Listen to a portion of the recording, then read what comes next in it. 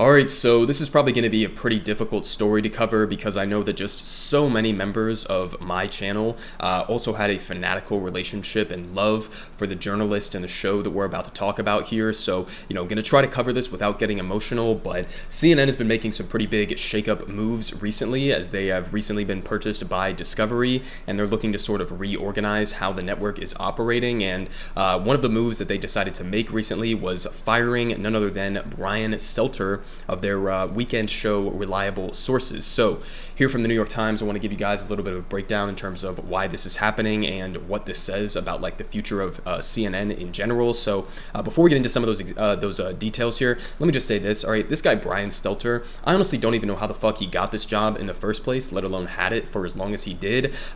Straight up, nothing personal against him, but just not really that entertaining of a person, as well as not really having a show that was like focused on super substantive things. I mean, he's basically just a Democratic Party cheerleader through and through. Now, my criticism of that is that no journalism or member of the so-called free press should be a cheerleader for either of our corporate-owned political parties that we have here in the United States. You should be doing critical examinations of both sides of the aisle, but basically CNN had a problem with the fact that he was such a Democratic Party cheerleader, and they're trying to move the network in a more like centrist direction, but we'll get to more of what that actually means here after we get into some of the details. So they say that Brian Stelter, the top media reporter at CNN, is leaving the network after executives decided to cancel his Sunday show Reliable Sources in one of the first big programming moves under the new leadership at the company.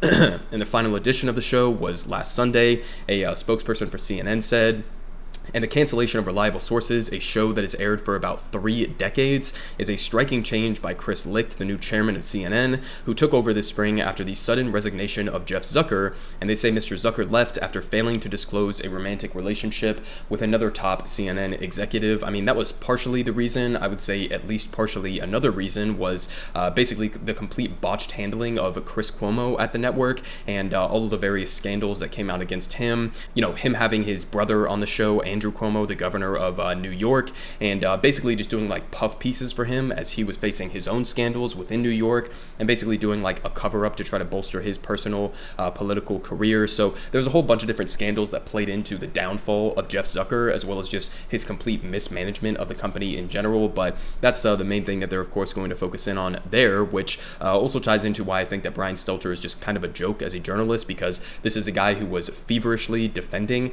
Chris Cuomo even in the wake of these massive scandals that were coming out while he was at the network. So they continue here with more details, saying that under Mr. Licht, CNN has eschewed the breaking news banners that once heralded stories large and small, and political news shows have tried to book more conservative voices, and he has given few other public clues about any possible broader changes at the cable network. So again, this is part of this broader move here by this new CEO, or this head of CNN, who's trying to move it in a more centrist direction. Now, what he actually means by that is exactly what they just said. They mean we're going to have no longer just Democratic Party cheerleaders, but we're also going to have Republican Party cheerleaders and try to balance the playing field in that sense. Now, I think that's completely bullshit and kind of gets to the heart of the problem with corporate-owned mainstream media outlets, which is that you are supposed to be a member of the free press. You are supposed to be a check on the most powerful people and institutions in the country and in the government specifically. It shouldn't matter if you have conservative voices on or liberal voices on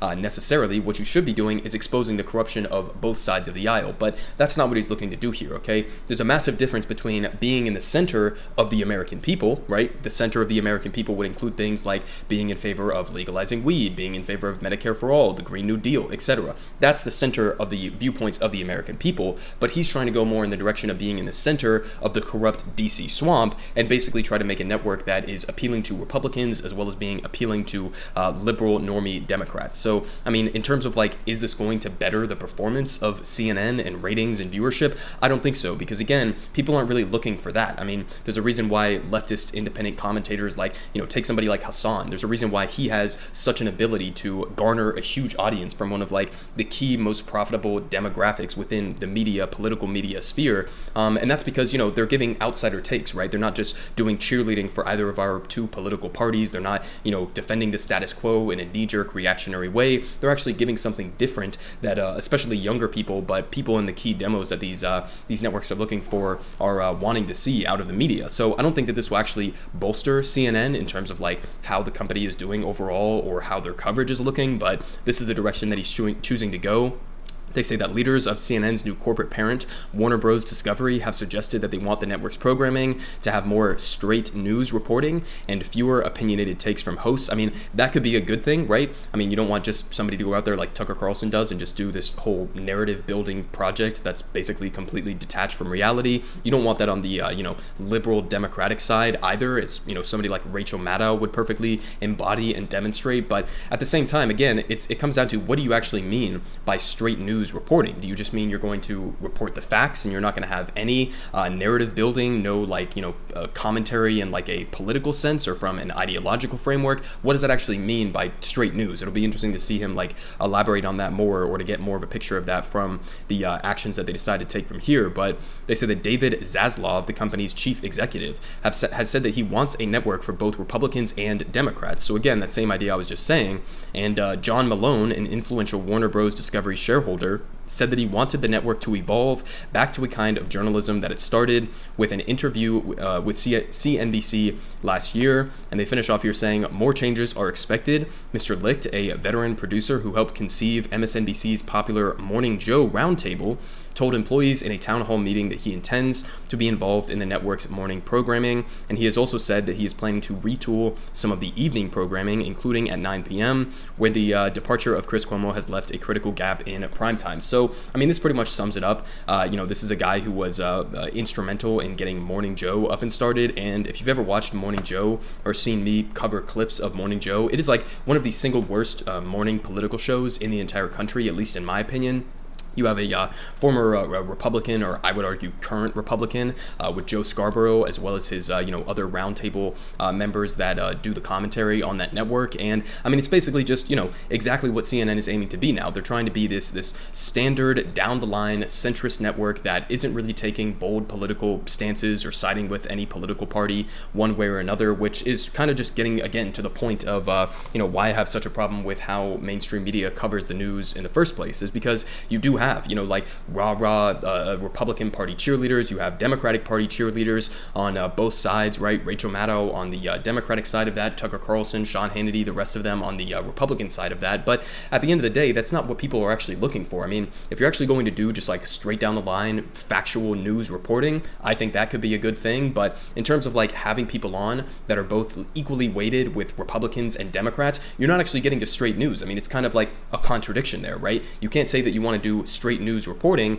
but also then say that you want to have equally weighted opinions from Republican commentators and Democratic commentators, because on so many different issues, pretty much every single major political debate and heated issue that people are talking about right now, whether it's climate change, whether it's abortion rights, whether it's again like marijuana legalization, whether it's the police, so many different issues you could talk about. There's a massive gulf between how detached from reality Republicans are versus what it means to cover things in a straight news analysis type of way, right? So if you're just going to be inviting like more like John Bolton types on your network, and you're just going to be having like neocon reactionary viewpoints portrayed as if they should be equally weighted with a more left-wing or even a liberal perspective on these things, then you're not really doing straight news reporting. You're just doing this like faux centrist appeal to both sides of the political aisle while, kind of downplaying the threats that are coming from the right wing, the fascist wing in this country. So, I mean, you're not really getting to the core problem of why people hate the mainstream media and why people believe that you are not actually giving them straight news and you're not reporting things in a